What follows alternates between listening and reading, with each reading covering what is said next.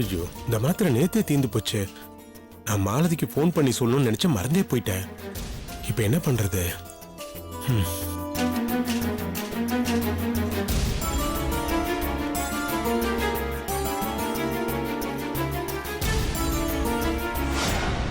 ₹160 தான் இருக்கு.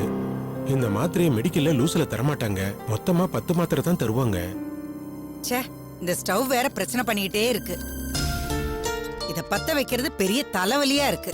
இந்த ஸ்டவ்வை முதல்ல மாத்தி தொலைக்கணும். அம்மா, உங்ககிட்ட காசு ஒரு ₹200 இருக்குமா? என்கிட்ட எதுரா பணம்? எதுக்கு கேக்குற?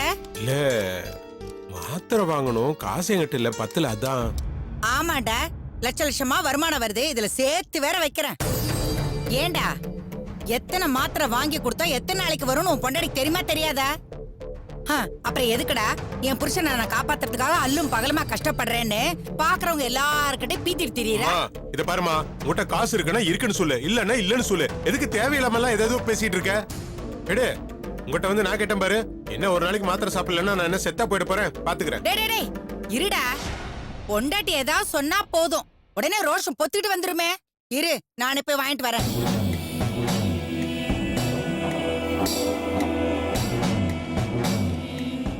இந்தாம்மா, இந்த பணம்.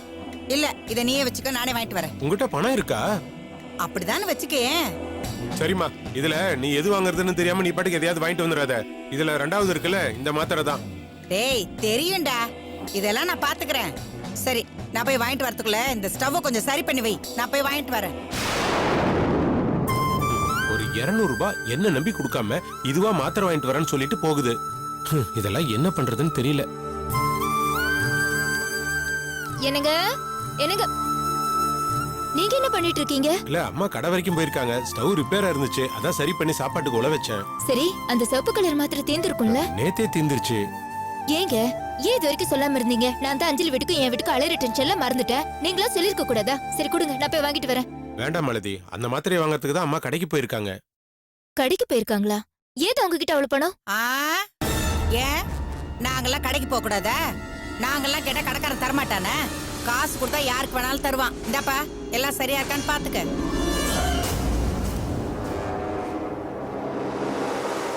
என்னம்மா இது, ஒரு மாத்திரை தான் வாங்கிட்டு வர சொன்னா எல்லாத்தையுமே மொத்தமா வாங்கிட்டு வந்திருக்க. எவ்வளவு ஆச்சு இதுக்கு? பெருசா ஒண்ணு இல்ல, 3000 சில்லறை ஆச்சு.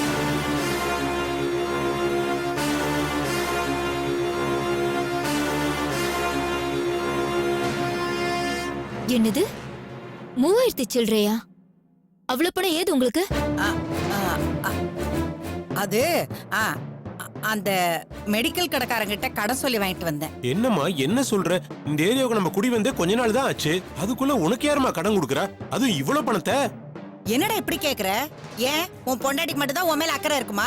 உன்னை பெத்த அம்மா எனக்கு அக்கறை இருக்க கூடாதா? அதான் அந்த கடைக்காரங்கிட்ட கையில கால்ல விழுந்து இன்னும் ஒரு வாரத்துல பணத்தை கொடுத்துறேன்னு கெஞ்சி கூத்தாடி இதை வாங்கிட்டு வந்தேன். அப்படி எதுக்குமா நீ கெஞ்சி கடன் எல்லாம் வாங்கிட்டு வரணும்? ஏமா, நான் உன்னை எல்லா மாத்திரையுமா வாங்கிட்டு வர சொன்னேன்? ஒரே ஒரு மாத்திரை தானே வாங்கிட்டு வர சொன்னேன். இப்ப இருக்குடா, இன்னும் 2-3 நாள்ல அதுவும் தீந்து போயிடும்ல. அப்புறம் உனக்கு தேவைப்படும்ல. அப்போ உன் பொண்டாட்டி எங்க இருக்கா, என்ன பண்றான்னு போன் பண்ணி கேட்டுட்டு இருக்கணும். அதான் இப்பவே மொத்தமா வாங்கிட்டு வந்துட்டேன். இந்தாங்க, நான் ஒரு மாத்திரை வாங்குறதுக்காக தான் 1000 எடுத்துட்டு வந்தேன். முதல்ல மெடிக்கல் ஷாப்ல கொடுத்துட்டு இன்னும் ஒரு வாரத்துல மிச்ச பணம் கொடுக்குறேன்னு சொல்லிட்டு வாங்க.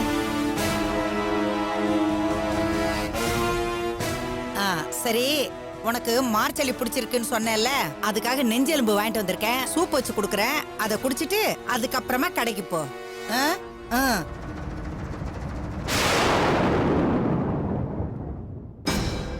எனக்கு டைம் ஆயிடுச்சு, நான் வரேன்.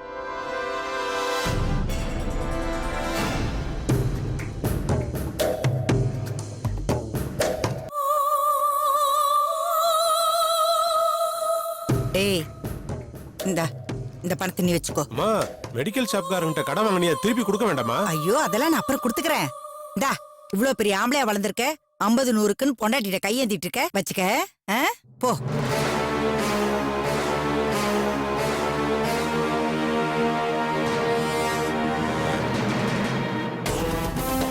அம்மாவோட நடவடிக்கையே சரியில்லையே. இந்த மருந்தெல்லாம் உண்மையிலேயே கடனுக்கு தான் வாங்குனதா இல்ல காசு கொடுத்து வாங்குனதா?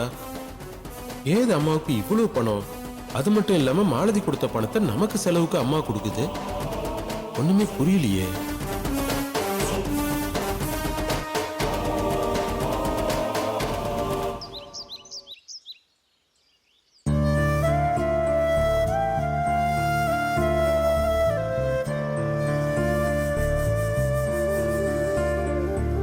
அக்கா இந்தாங்கக்கா.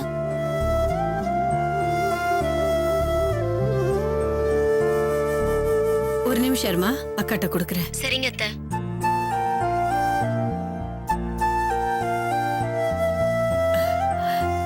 நந்தினி, ரேவதி போன்ல பேசுமா. ரேவதி எப்படி இருக்க? அக்கா, அத்தை சொன்னாங்க உங்களுக்கு இன்னும் 20 நாளுக்குள்ள டெலிவரி பெயின் வரலனாலும் ஆபரேஷன் பண்ணி குழந்தைய வெளியே எடுத்துடணும்னு டாக்டர் சொன்னாங்களாமே. என்னாச்சுக்கா, ஏதாவது பிரச்சனையா? தலைப்பிரசவனால இந்த மாதிரி பிரச்சனை எல்லாம் இருக்கத்தானே செய்யும்.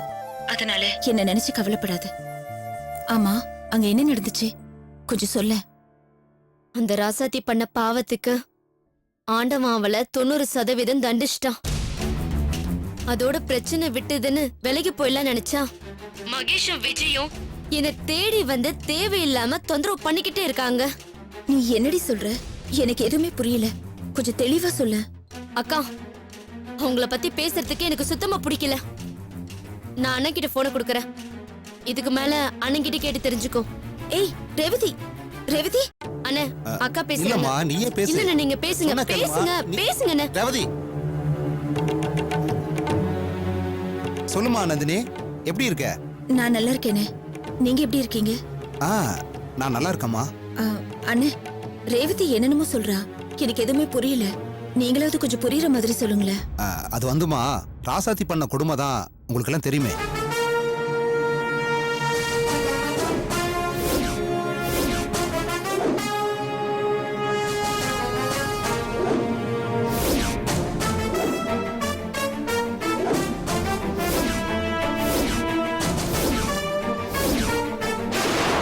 நீங்க சொல்றது என்னால நம்பவே முடியலன்னு. ஒரு பொம்பளை இவ்ளோ கொடூரமாவா இருப்பா? அவளை விடுமா. ரேவதி சொன்ன மாதிரி ஆண்டவன் அவளுக்கு சரியான தண்டனை தான் கொடுத்துருக்கான். அவளை தண்டிக்கிறது சரின்னு, அவளை பெத்த பாவத்துக்கு எந்த பாவமும் அறியாத கற்பக அம்மாவை தண்டிச்சிட்டாங்களே, அதை நினைச்சாதான் கவலையா இருக்கு. அதாம்மா எங்களுக்கும் கவலையா இருக்கு. ராசாத்தி கண் முழிச்சாதான் அத்தையை வெளியில கொண்டு வர முடியும்னு இன்ஸ்பெக்டர் சொல்லிட்டாரு. ஆனா அதுக்கு முன்னாடியே அத்தையை வெளியில கொண்டு வர்றதுக்கு நானும் முயற்சி பண்ணிட்டு தான் இருக்கேன். அவங்கள எப்படியாவது வெளியில கொண்டு வந்துருங்கண்ணே, அவங்க ரொம்ப பாவம். ஆமாமா. அப்புறமா உங்ககிட்ட ஒரு முக்கியமான விஷயம் பேசணும். சொல்லுங்கண்ணே. ரேவதி சொன்ன மாதிரி மகேஷும் விஜயும் அவங்கள தொந்தரவெல்லாம் பண்ணலாமா? அவங்கள மன்னிச்சு ஏத்துக்க சொல்லி ரேவதி கிட்ட கெஞ்சதான் செஞ்சாங்க. இப்ப அவங்களுக்கு உண்மை தெரிஞ்சதும் ரேவதி கிட்ட மன்னிப்பு கேட்க தயங்காதது மட்டும் இல்லாம அவங்களுக்கு இவ்வளவு பெரிய கொடுமையை பண்ண ராசாத்திக்கு கூட அவங்க நல்லதாம நினைச்சாங்க. இதுல இருந்தே தெரியலையாமா அவங்க மனசு எவ்வளவு புனிதமானதுன்னு.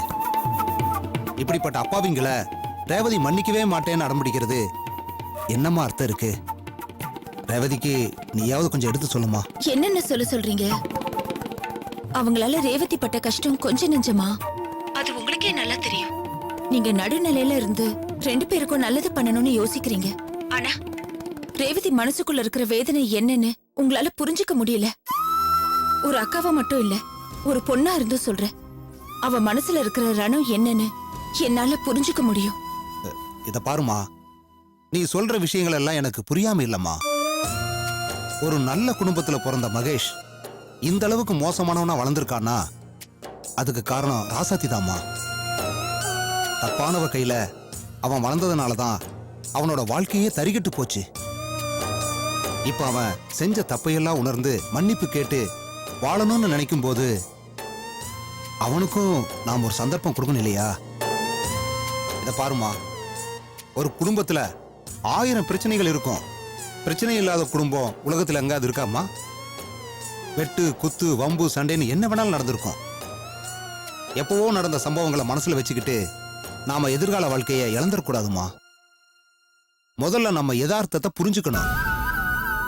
இன்னைக்கு கோவத்தில் இருக்கிற ரேவதி மகேஷை தூக்கி போட்டுட்டு உங்க வீட்டுக்கு வந்துட்டாங்கன்னு வச்சுக்கோங்களேன். அவங்கள எத்தனை நாளைக்கு உங்க வீட்டுல வச்சுக்க முடியும்?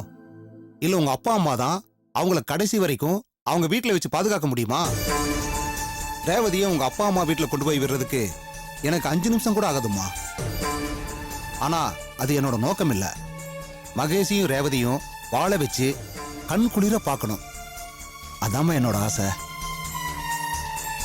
இத பாருமா, நீங்களும் உங்க அக்காவும் நல்லதோ கெட்டதோ எல்லாத்தையும் அனுசரிச்சுக்கிட்டு உங்க புருஷனோட வாழ்ந்துகிட்டு இருக்கீங்க.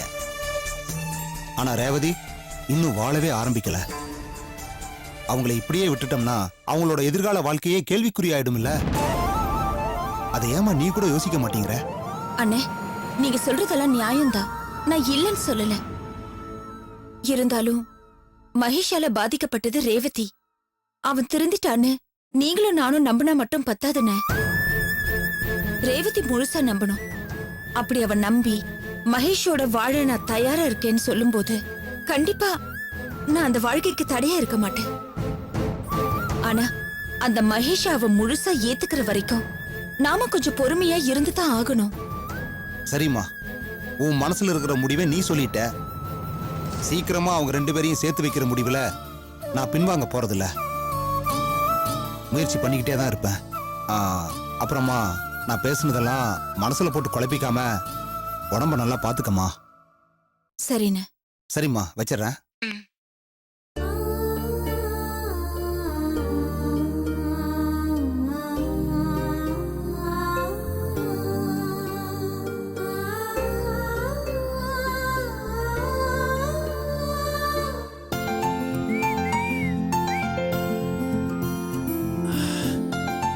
அஞ்சலி, நான் இங்க இருக்கேன். ஹே ஹலோ மை டியர் செல்லகுட்டி தியா. என்ன குழந்தை ரெடி பண்ணிட்டு இருக்க? அம்மா பொண்ணு எங்க கிளம்பிட்டு இருக்கீங்க? உங்க போன் எங்க? போன் எங்க? எங்கிட்ட தான் இருக்கு. சாரி. ஓ சாரி, சுவிட்ச் ஆஃப் ஆயிடுச்சு. நான் சார்ஜ் போட மறந்துட்டேன். மதியம் சார்ஜ் பண்ண உடனே நான் சார்ஜ் போட நினைச்சேன். ஆனா மீட்டிங்ல இருந்ததால ஜஸ்ட் forgot. சாரி. வழக்கமா நடக்கிறது தானே. சரி, சீக்கிரம் ரெடி ஆயிட்டு வாங்க, போகலாம். எங்க? கோயிலுக்கு போலாம். கோயிலுக்கா? ஏய் அஞ்சலி, இப்பவே இருட்ட ஆரம்பிச்சிருச்சு. இனிமே கோயிலுக்கு போயிட்டு வரதுனா லேட் ஆயிடும். அதனால காலையில கொஞ்சம் சீக்கிரமா கிளம்பு. நான் கோயிலுக்கு போயிட்டு அப்படியே ஆபீஸ்க்கு கிளம்பிடுறேன். என்ன சொல்ற நீ? முடியாது. ஏன்?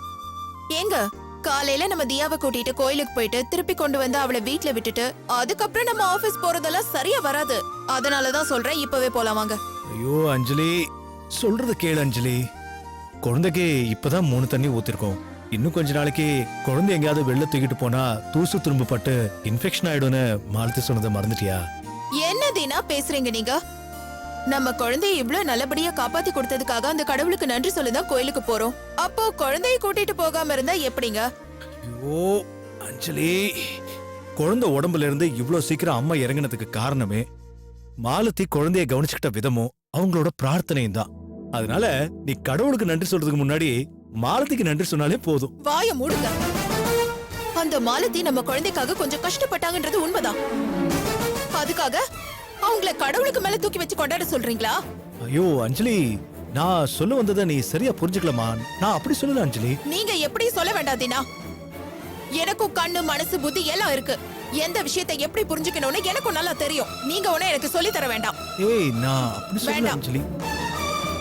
நீங்க வீட்லயே உட்கார்ந்து மாலத்திக்கு நன்றி சொல்லிட்டுங்க. நானும் என் குழந்தை ஏய் கோயிலுக்கு அஞ்சலி, அஞ்சலி, ஏய் அஞ்சலி, அஞ்சலி, அஞ்சலி, ஏய் அஞ்சலி, சொன்னா கேளு அஞ்சலி ப்ளீஸ். பார், திரும்பவும் குழந்தைக்கு ஏதாவது ஆச்சுன்னா குழந்தைக்கும் கஷ்டம், நமக்கும் கஷ்டம், குழந்தைய பாத்துக்கிற மாலத்திக்கும் கஷ்டம்.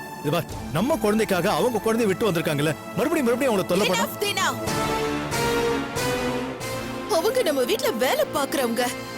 அவங்க மேல இருக்கிற கரிசனை கூட உங்களுக்கே கட்டு பொண்டாட்டி மேல இல்லாம போச்சு. அஞ்சலி ப்ளீஸ், நம்ம குழந்தை நல்லா இருக்கணும்னு யாரோ ஒரு மாலதி பட்ட வேதனை விட நான் பட்ட வேதனை பெருசு இல்லையா? நம்ம குழந்தையை காப்பாத்தின கடவுளுக்கு நான் நன்றி கூட சொல்லக்கூடாதா? ஐயோ அஞ்சலி, நான் ப்ளீஸ் தீனா, ப்ளீஸ் ப்ளீஸ், வேண்டாம். ஒரு விஷயத்தை நல்லா புரிஞ்சுக்கங்க. நான் அனாவசியமா அந்த மாலத்தி மேல கோவப்படக்கூடாதுன்னு நினைச்சிட்டு இருக்கேன். ஆனா நீங்க அளவுக்கு அதிகமா அந்த மாலத்திய புகழ்ந்து பேசி என்ன வெறுப்பேத்திட்டு இருந்தீங்கன்னு வச்சுக்கோங்களேன். அது உங்களுக்கும் நல்லதில்ல, அந்த மாலத்திக்கும் நல்லதில்ல. அஞ்சலி இப்ப என்ன உங்களுக்கு நான் கோயிலுக்கு போக கூடாது அவ்வளவுதானே இல்ல. போகல இந்த மாலத்தியால கோயிலுக்கு கூட போக முடியல ச்சே.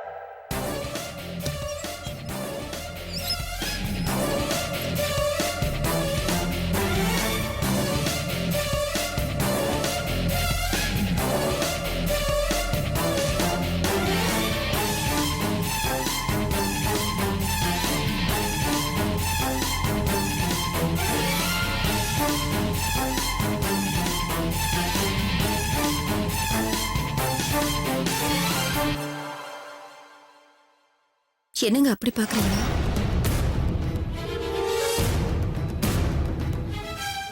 ஏதோ புதுசா பாக்குற மாதிரி பாக்குறீங்க. எப்படி கண்டுபிடிச்சேன்னு நினைக்கிறீங்களா? நீங்க கதவு திறக்கும் போதே கண்டுபிடிச்சிட்டீங்க. அது மட்டும் இல்ல, உங்க கையில ஏதோ கவர் சத்தம் கூட கேட்டுச்சு.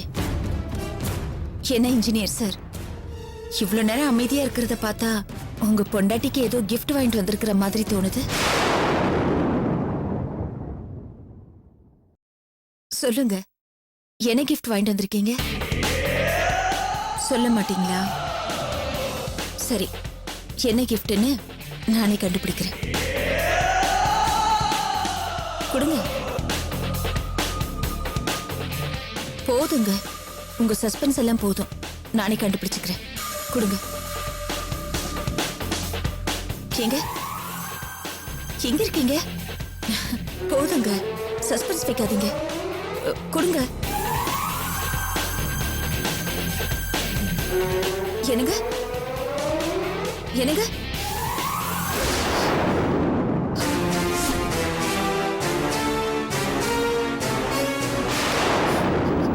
யாரு? பயப்படாதீங்க. யாரு? நான் விஷுவல்ல பார்த்தி. என்ன பார்த்தி இது? ஏன் பேசாம இருந்தீங்க? நான் இவ்வளவு நேரமா அவரை நினைச்சுதானே பேசிட்டு இருந்தேன். அப்பவே சொல்ல வேண்டியதானே? I'm sorry. உங்க ஷார்ப்னஸ் பார்த்து நான் அப்படியே பிரமிச்சு போய் நின்ட்டேன். கதவு திறந்த சத்தம் எனக்கே கேட்கல, உங்களுக்கு கேட்டிருக்கு. வந்தது யாருன்னு தெரியலனாலும் யாரோ வந்திருக்காங்கன்னு கரெக்டா கண்டுபிடிச்சிட்டீங்க. பயங்கர ஷார்ப்புங்க நீங்க. அப்படியெல்லாம் ஒண்ணும் இல்ல பார்த்தி. எனக்கு கண் பார்வை போனதுக்கு அப்புறம் கேக்குற சக்தி அதிகமாயிடுச்சு. சரி, எதுக்கு என்ன தேடி இங்க வந்தீங்க? அன்னைக்கு ரூம்ல செல்போனை மறந்து வச்ச மாதிரி இன்னைக்கு ஏதாவது மறந்து வச்சிட்டீங்களா? அப்படிலாம் ஒண்ணும் இல்ல. நான் எதையும் மறந்து வச்சிட்டும் போல, அதை எடுக்கவும் நான் வரல. உங்களுக்காக ஒரு gift வாங்கினேன், அதை உங்ககிட்ட கொடுத்துட்டு போலாமேன்னு வந்தேன். கிஃப்டா? எனக்கு எதுக்கு கிஃப்ட் எல்லாம்? என்ன விசேஷம்? விசேஷம்லாம் ஒன்றும் இல்லை. ஜென்ரலாக இந்த மாதிரி ப்ரெக்னன்சி டைமில் இது யூஸ்ஃபுல்லாக இருக்கும்னு சொன்னாங்க, அதான் வாங்கிட்டு வந்தேன். சரி, உங்கள் ஷார்ப்னஸ் எப்படி இருக்குன்னு டெஸ்ட் பண்ணுவோம். என்ன கிஃப்ட் வாங்கிட்டு வந்துடும் சொல்லுங்க, என்ன அப்படிங்க? எனக்கு கிஃப்ட் எல்லாம் எதுவும் வேண்டாம் பார்த்தி. என்ன பார்க்காம சொல்லிட்டு இருக்கீங்க வேணான்னு?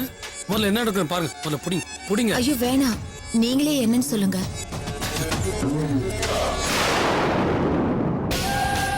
ஐபாட். ஐபேடா? இந்த மாதிரி ப்ரெக்னெண்ட்டாக இருக்க டைமில் நல்ல மியூசிக் கேட்கணும்னு சொல்லுவாங்க இல்லையா, அதனால தான் 2000 சாங்ஸ் மேலே டவுன்லோட் பண்ணிட்டு வந்திருக்கேன். எல்லாமே லவ் சாங்ஸ், எல்லாமே super melodies. Tamil, Hindi, Telugu, Malayalam, Kannada all லாங்குவேஜஸில் வெரைட்டியான சாங்ஸ் டவுன்லோட் பண்ணியிருக்கேன். இனி எனி டைம் இந்த சாங்ஸில் கேளுங்க கேட்டுக்கிட்டே இருங்க. என்னங்க பிடிங்க? வேணாம் பார்த்தி, சாரி. இத நீங்களே வச்சு கேட்டுக்கோங்க. ஏன், நான் இது கூட உங்களுக்கு வாங்கி கொடுக்கக்கூடாதா? இல்ல பார்த்தி, தப்பா எடுத்துக்காதீங்க. எனக்கு இப்போ மியூசிக் கேட்குற இன்ட்ரெஸ்ட் எல்லாம் இல்லை. என்னங்க இப்படி சொல்றீங்க? உங்களுக்காக நான் ஆசையாக வாங்கிட்டு வந்தேன். சரி பரவாயில்ல, நீங்கள் இதை வச்சுக்கலனாலும் பரவாயில்ல. அட்லீஸ்ட் எனக்காக இன்னைக்கு ஒரு நாளாவது இந்த சாங்ஸ் எல்லாம் கேளுங்க, அதுக்கப்புறம் என்கிட்ட கொடு ப்ளீஸ், எனக்காக. வேணாம் பார்த்தி, என்னை வற்புறுத்தாதீங்க. நான் இப்ப பாட்டு கேட்குற நிலைமையில இல்லை. சரி பார்த்தி. கிளம்பிட்டேன்.